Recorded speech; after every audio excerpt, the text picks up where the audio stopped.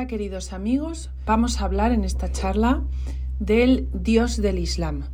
Cuando entramos en un templo musulmán o en un palacio musulmán o en una construcción que responde a la cultura islámica, es interesante saber qué es lo que entienden ellos por Dios y qué tipo de espiritualidad tienen que les lleva a construir de la manera en la que lo hacen. Pues lo primero que tenemos que saber es qué quiere decir la palabra Islam. La palabra Islam viene de la palabra semítica ism, de la que derivan dos palabras.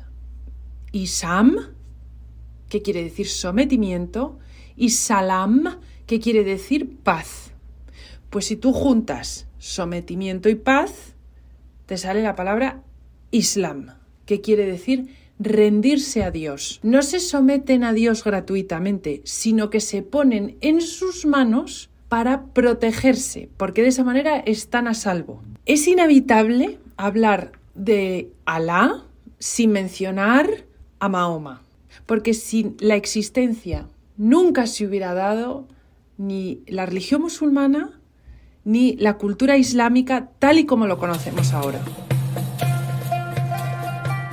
Mahoma consigue reunir en el año en el que fallece, en el 632 después de Cristo, siglo VII, a todas las tribus de Arabia, que andaban desperdigadas por ahí y que cada una tenía sus propios usos y costumbres. Mahoma consigue reunirles a todos en una nueva comunidad con unas mismas costumbres, con una misma cultura. Se llama Umma. Y esta Umma va a ser de capital importancia para que se desarrolle posteriormente la cultura islámica. La cultura islámica se desarrolla en base a que sobreviva la Umma, la comunidad de creyentes. Vamos a ver qué es lo que estaba pasando antes de que Mahoma tenga su experiencia mística, que es de capital importancia para el desarrollo de la religión musulmana, para el nacimiento de la religión musulmana.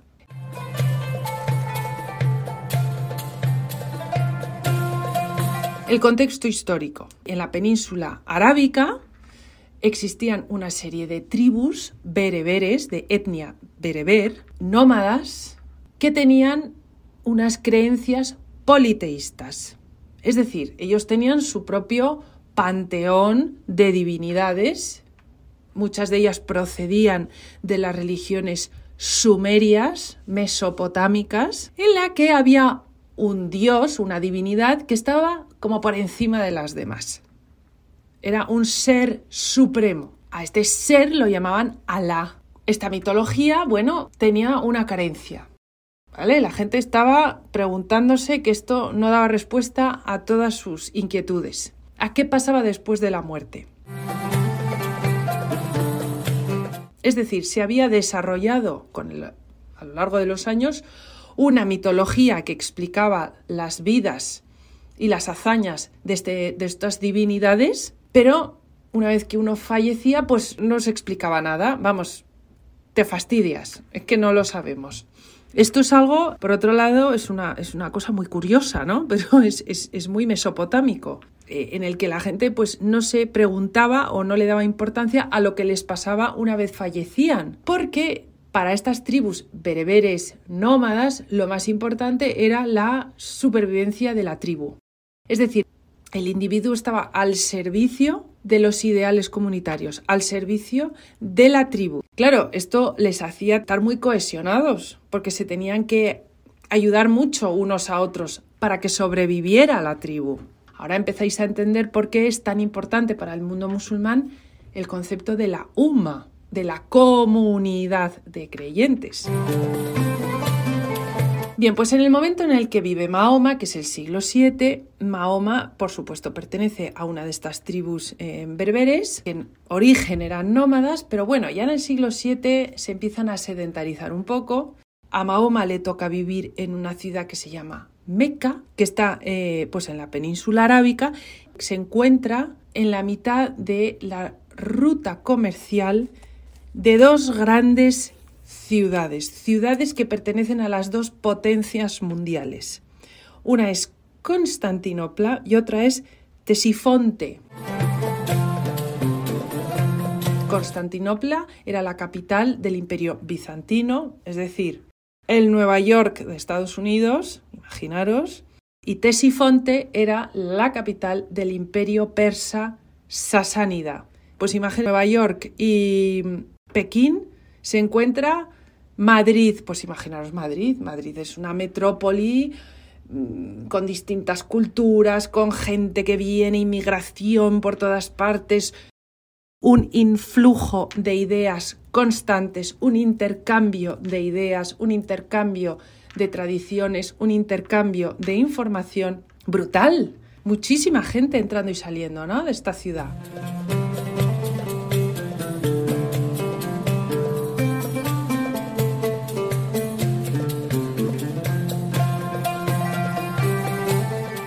¿Y qué hacían estos bereberes que se encontraban en medio de todo este jaleo y que eran sencillos y tenían sus propias tradiciones y que venían de ser nómadas?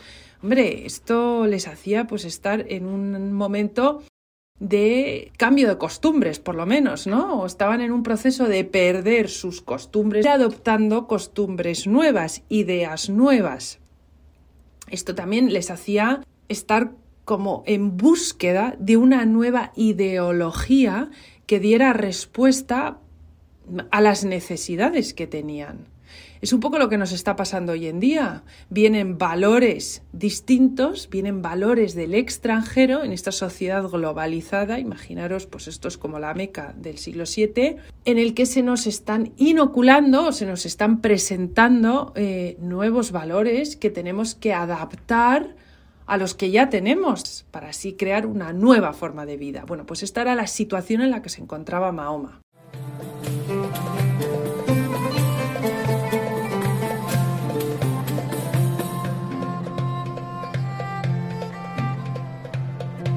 Bien, pues en el año 610 después de Cristo, Mahoma va a hacer lo que hace todos los años, lo que marca su tradición bereber, que es ir a un monte cerca de la ciudad, de la Meca, un monte que se llama el Monte de la Gira, y allí durante un mes va a hacer un retiro espiritual.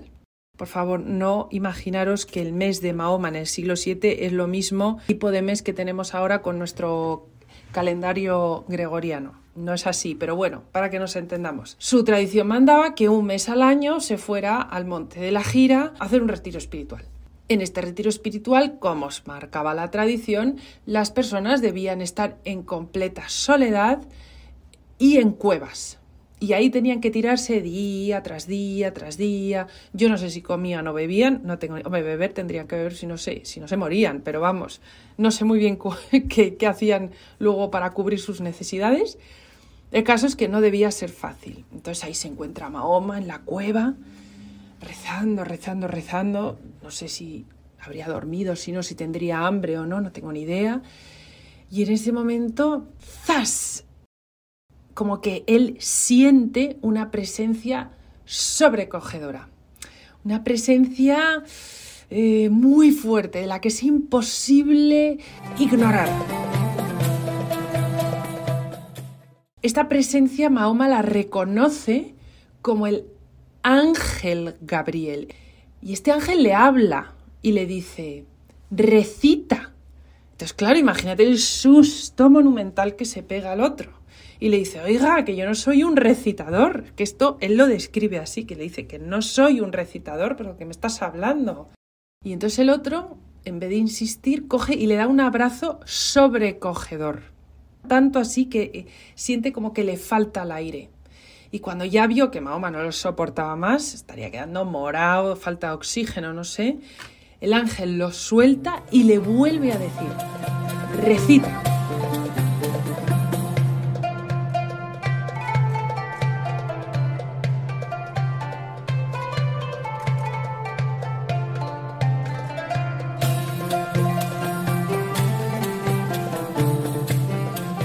Y en ese momento Mahoma, como queriendo vomitar, es decir, una sensación que no puedes evitar, pero que tienes que expulsar, empieza a recitar las suras que posteriormente se transcriben en el Corán. Corán quiere decir recitación. ¿Vale? Este momento es importantísimo en el mundo árabe, en el mundo musulmán, porque en el año 610 después de Cristo, en el monte de la Gira, en una cueva, Dios se pronuncia por primera vez en la historia en lengua árabe. Es decir, el árabe es el idioma en el que Dios se manifiesta a Mahoma. Por tanto, el árabe es una lengua sagrada.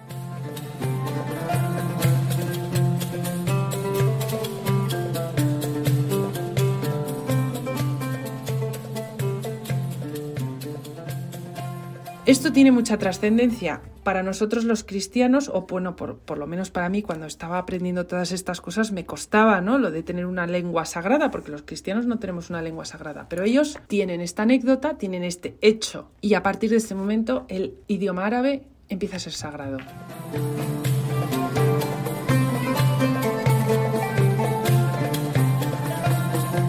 Cuando Mahoma, imaginaros, baja de la cueva y le cuenta a sus amigos lo que le ha pasado, imaginaros los de la tribu, vamos, se caen redondos de espaldas. Pero bueno, los sabios de la tribu, que sí que estarían más familiarizados con la filosofía que estaba más de moda en el extranjero, es decir, el cristianismo y el judaísmo, las religiones monoteístas que tenían alrededor, le dicen, bueno, se ha manifestado Alá, como Alá en árabe quiere decir Él, es como se refiere a Dios en el Antiguo Testamento y en el Nuevo Testamento, tiene que ser el mismo. Es decir, Alá es el mismo que el que se revela a Moisés en forma de zarza, es el mismo que se encarna en Jesús, en Jesucristo.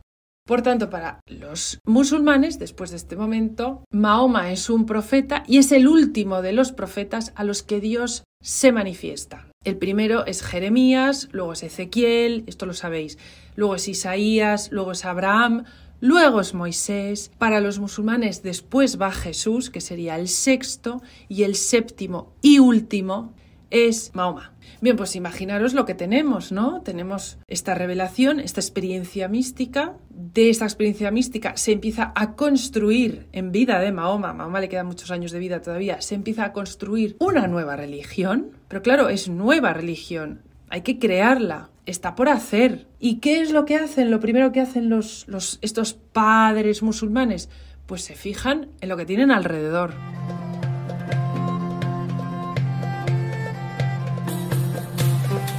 Y resulta que lo que tienen alrededor es lo mejor de cada casa, el cristianismo y el judaísmo. Y empiezan a coger prestadas pues lo que ellos consideraban que necesitaban de el judaísmo y el cristianismo, lo que mejor se adapta a sus costumbres.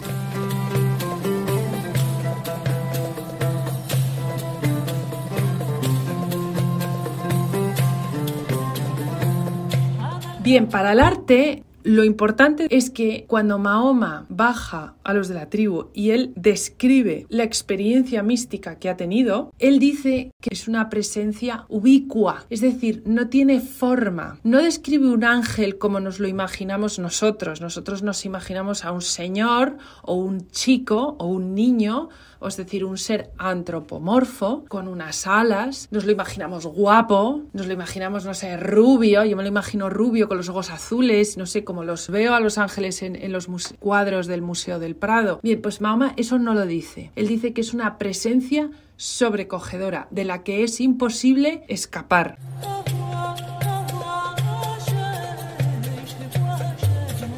¿Esto por qué es importante para el mundo del arte? Porque esta descripción del ángel determina la forma de la divinidad. Es decir, determina que Alá es un ser sin una forma específica, es un ser inmaterial. Para los musulmanes, Alá es impersonal, no tiene una relación directa con nadie. Con el que más relación tiene es con Mahoma, pero es a través de un ángel. No es Dios que habla directamente a Mahoma. Por tanto, los musulmanes consideran que solo se puede ver a Dios a través de su creación. ¿Y qué es la creación de Dios para el musulmán? Es la naturaleza.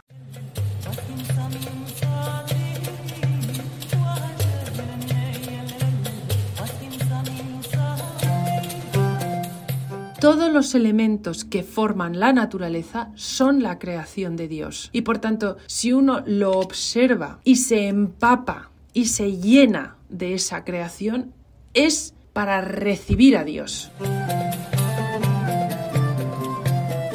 Nuestro Dios se hace a imagen y semejanza del hombre. Nuestro Dios nos habla. Nosotros nos podemos comunicar con Dios como si fuera un amigo, le podemos pedir cosas. Este tipo de conversaciones de tú a tú que tenemos con Dios, los musulmanes eso no lo tienen, porque para ellos Alá es un Dios mucho más impersonal. Por otro lado, esto no es todo malo, por otro lado, como para los musulmanes estar en presencia de Dios, empaparse de Dios, abrirse a Dios es conocer su creación, les hace, sobre todo en esta época de la Alta Edad Media, desarrollar muchísimo las ciencias naturales. Y durante la expansión del Imperio Islámico se crearon universidades donde se estudiaban las matemáticas, el sistema decimal es suyo, el concepto del número 0 es suyo, se hacen tratados de medicina, de botánica, se mira al espacio, se mira las constelaciones, es decir, se observa desde un punto de vista científico la naturaleza para poder conocer más a Dios.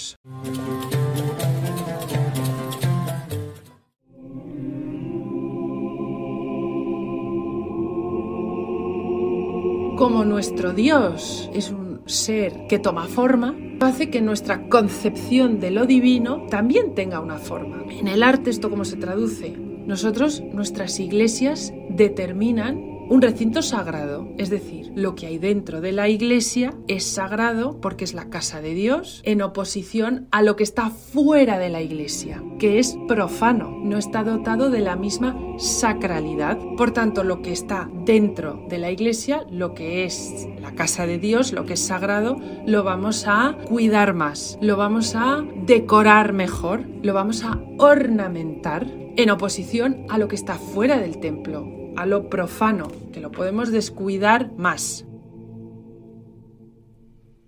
En una mezquita, esto no es así.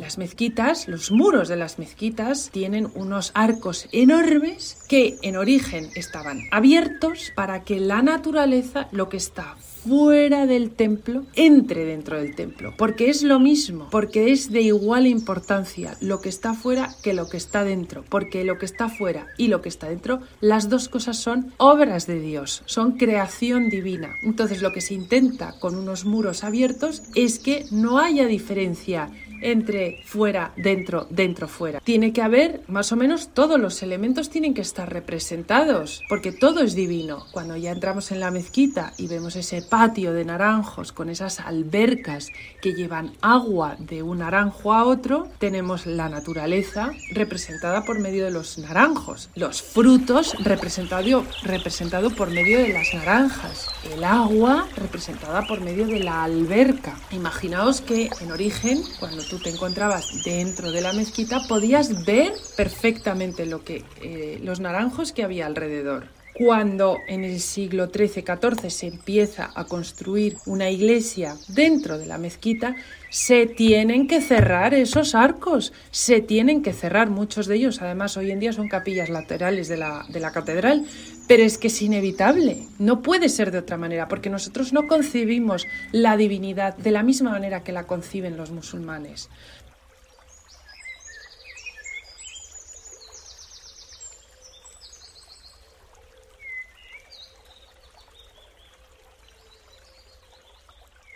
También, a diferencia de los templos cristianos, también están jerarquizados. Es decir, lo menos importante, lo más profano dentro de una iglesia es la entrada.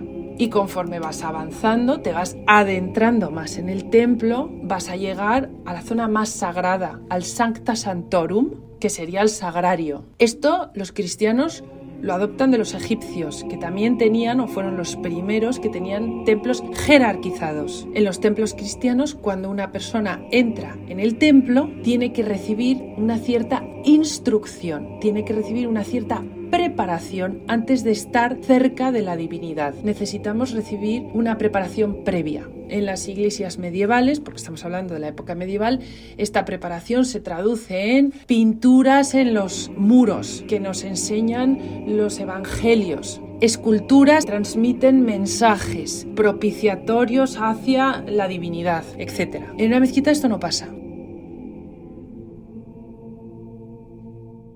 Porque los musulmanes consideran que las personas que se adentran dentro de la mezquita son seres divinos, son el resultado de una creación de Alá y por tanto no necesitan ninguna preparación, son perfectos tal y como les ha creado Dios. Por tanto, no vamos a ver ningún lugar dentro de la mezquita que sea más importante que otro. Nos vamos a encontrar con lugares que están más significados, nos vamos a encontrar con lugares más ornamentados, pero eso no quiere decir que sean más importantes. A diferencia de nuestros templos cristianos, que sí lo es. En el caso de la mezquita de Córdoba, el lugar más significado, más ornamentado sería el mihrab y la maksura. El mihrab solo orienta hacia dónde tienes que dirigir la oración, porque si no sería un caos. Todo el mundo agachándose, levantándose, cada uno mirando para su madre y su padre. Entonces, bueno, todo ordenadito, por favor.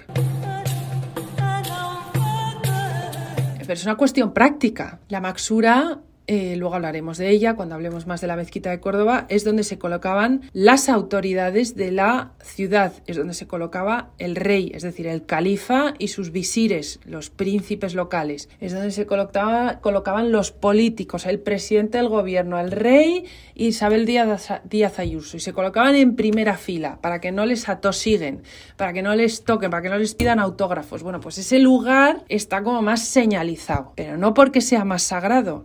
Bueno, pues en resumen, y con lo que quiero que os quedéis, es que por esta concepción divina que tienen los musulmanes de Alá, de Dios, el arte, que es su manifestación, es iconoclasta. Dentro de los templos musulmanes, la mezquita, no se representan las figuras humanas, porque Dios no tiene forma, solo se puede representar su creación, que son los motivos vegetales, la naturaleza, los motivos geométricos. Y esto sirve para entender la mezquita o cualquier otra construcción islámica. Para los musulmanes, Alá solo es conocido por su nombre, Alá, es decir, Él, y uno de sus atributos es la palabra. Es la única conocida, porque solo se manifiesta a través de la palabra, en árabe. Esta premisa determina dos aspectos importantes en el mundo del arte. Uno, la importancia de la lengua árabe es a través de lo que se manifiesta Alá. Los musulmanes entonces de la palabra escrita van a hacer un arte, van a desarrollar el arte de escribir, lo que hoy en día nos suena a todos, pero que hasta la época no se había elevado a la categoría de arte, que es la caligrafía. Van a ornamentar los muros de sus casas, de sus palacios, de sus templos, de las mezquitas, con caligrafía árabe, van a escribir libros, van a iluminar manuscritos por ese afán de crear arte por medio de la palabra, y esto es una herencia que tenemos en España muy arraigada, especialmente en esta época de la Edad Media, donde los scriptorium de los monasterios tienen un desarrollo enorme por esa tradición que adoptamos de la cultura islámica de hacer de la palabra escrita un arte, y la ausencia de representaciones humanas en el ámbito sagrado. Dios es un ser de esencia inmaterial y es un Dios impersonal. Bueno, yo espero que con estos conceptos que los hayáis entendido y los hayáis disfrutado. Ahora, una vez que entréis en la mezquita, entendáis por qué la mezquita es como es, por qué está decorada de la manera en la que está decorada y por qué tiene la disposición que tiene.